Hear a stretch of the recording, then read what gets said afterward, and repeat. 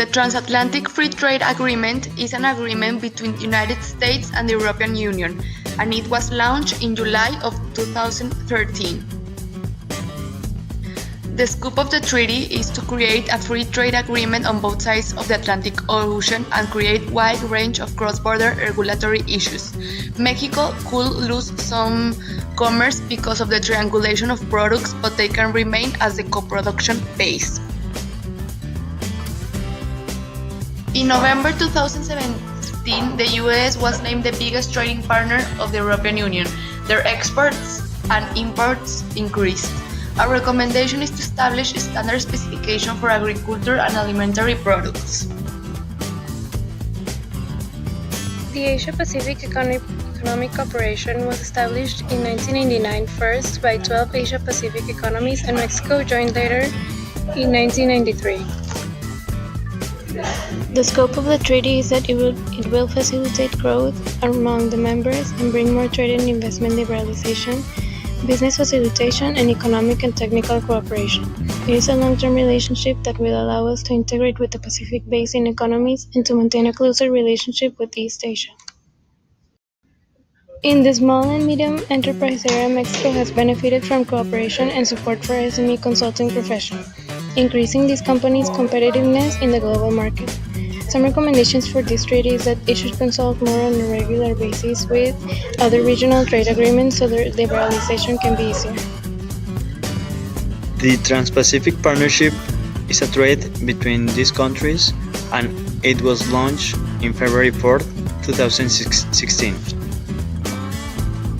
The scope of this trade is covering trade and trade-related issues beginning with trade in goods and continuing through customs and trade facilitation. And the implications is access to new markets and possible export diversifications. The gain is due to the conflicts. To renegotiate the NAFTA, the advantage is that Mexico has other possible options to do commercial trade. An improvement is quite a recent project, so the negotiations between the parties are not that productive.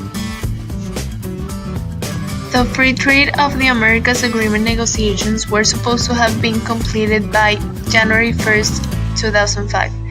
The negotiations were abandoned in November 2004.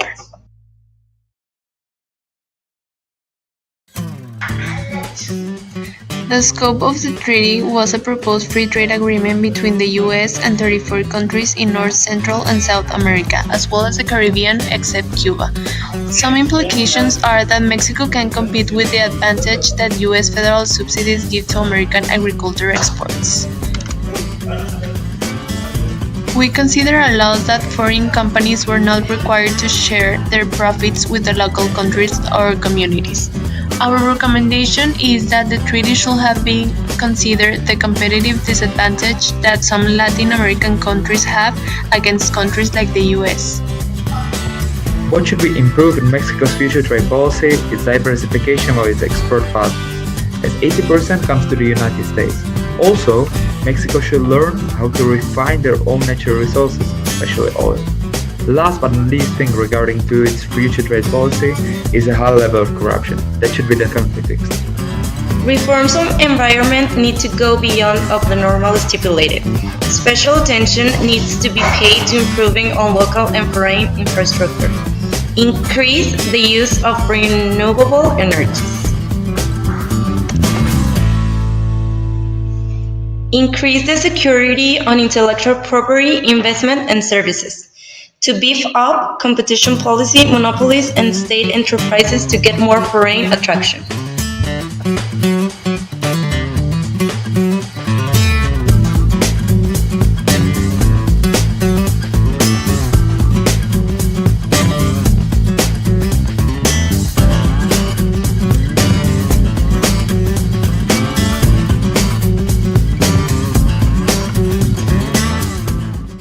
Created using Powtoon.